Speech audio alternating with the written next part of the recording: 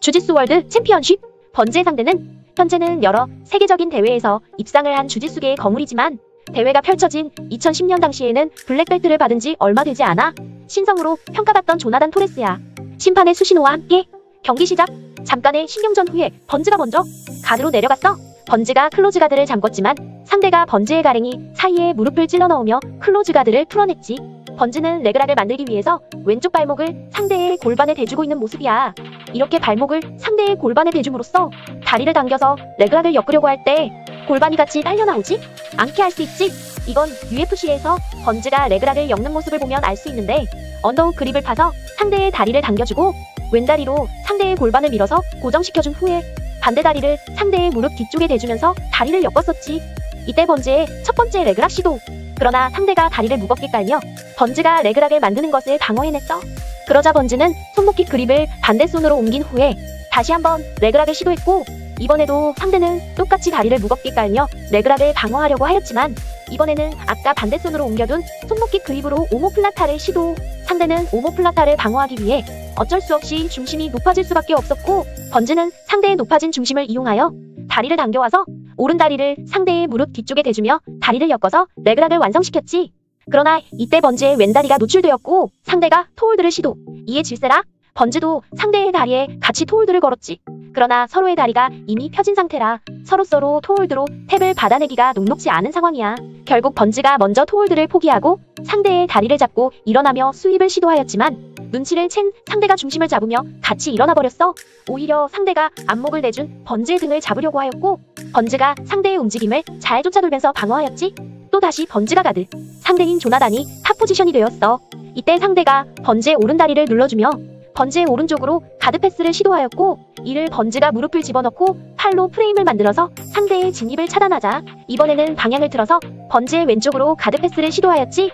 이때 상대는 아까 오른쪽으로 진입할 때 눌러주던 다리를 그대로 계속 눌러주면서 번지가 왼쪽으로 본인을 바라보며 가드 회복을 하는 것을 막아주었어.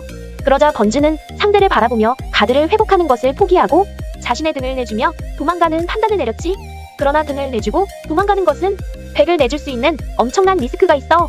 100 포지션은 주짓수 점수 체계에서 마운트와 더불어서 점수가 가장 큰 포지션이기 때문에 고작 10분 이내에 주짓수 경기에서 100을 잡혀서 실점하게 되면 서브미션으로 탭을 받아내서 경기를 바로 끝내버리는 게 아닌 이상 점수를 다시 따라잡아서 역전하는 건 많이 힘든 편이야. 상대가 번지의 등을 쫓아가서 오른다리 훅을 끼워 넣었고 왼다리마저 훅을 끼워 넣으면 점수 4점을 획득할 수 있는 상황이야. 상대가 번지의 오른다리에 트위스터 훅을 끼우려고 하고 있어.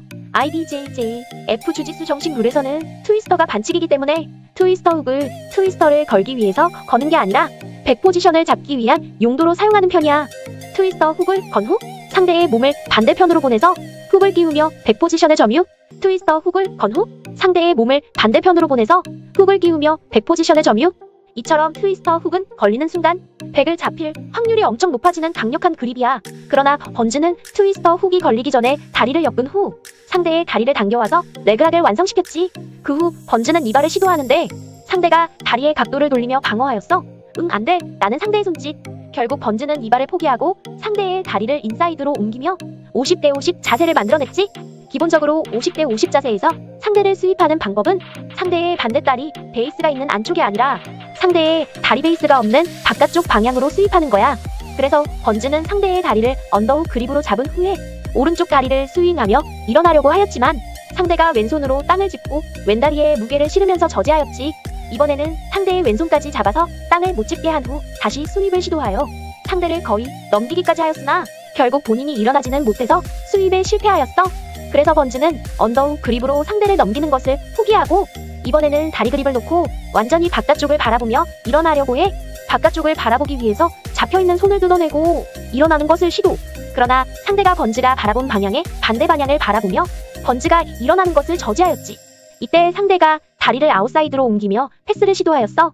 그러나 번지가 아웃사이드에 있는 상대의 다리를 끌어안으며 상대가 무릎을 꿇지 못하게 막아주었지. 만약 이때 번지가 상대의 다리를 끌어안지 못했다면 상대는 무릎을 꿇으며 다리를 레그드랙으로 전환하여 패스에 성공하였을 거야. 번지가 다시 한번 상대의 다리를 잡고 일어나는 것을 시도하지만 이마저도 손목깃을 활용하여 방어해내는 상대야.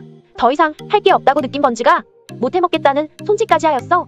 결국 번지는 스윕을 포기하고 그립을 언더훅으로 바꾼 후에 니발을 시도. 있는 힘껏 당겨보지만 이번에도 상대는 다리를 돌리며 니발을 방어해냈지. 경기 시간이 얼마 남지 않자 번즈는 최후의 수단으로 상대의 다리를 아웃사이드로 옮긴 후에 언더훅 그립을 잡고 반대손으로는 깃을 잡음으로써 상대의 다리 베이스를 무너뜨리면서 다리로 상대의 상체를 밀고 상대를 넘어뜨리면서 일어나려고 하였지만 이마저도 상대가 손을 짚으면서 실패하고 말았지. 이제는 정말 10여 초밖에 남지 않아서 포기할 만한 상황이야. 그러나 번즈는 끝까지 포기하지 않고 상대의 다리를 인사이드로 급하게 옮긴 후에 밀고 일어났고 상대는 방심한 나머지 뒤늦게 가슴깃을 활용하여 번즈의 상체를 눕히려고 하였지만 결국 베이스가 무너지며 번즈가 스윕에 성공하는 듯 하였으나 상대는 번즈를 또다시 돌려눕히며 스윕을 방어하면서 경기는 종료되었어. 결국 경기 결과는 점수형 대형의 어드밴티지마저 2대2 동점으로 심판 판정으로 공격 시도를 더 많이 한 선수가 이기게 되는 상황이야. 심판이 손을 들기 전까지 누가 이길지 알 수가 없는 상황. 결국 번즈의 손이 들리며 번즈가 승리하게 되었지. 암튼 그래서 구독과 좋아요는 눌러줄 거지?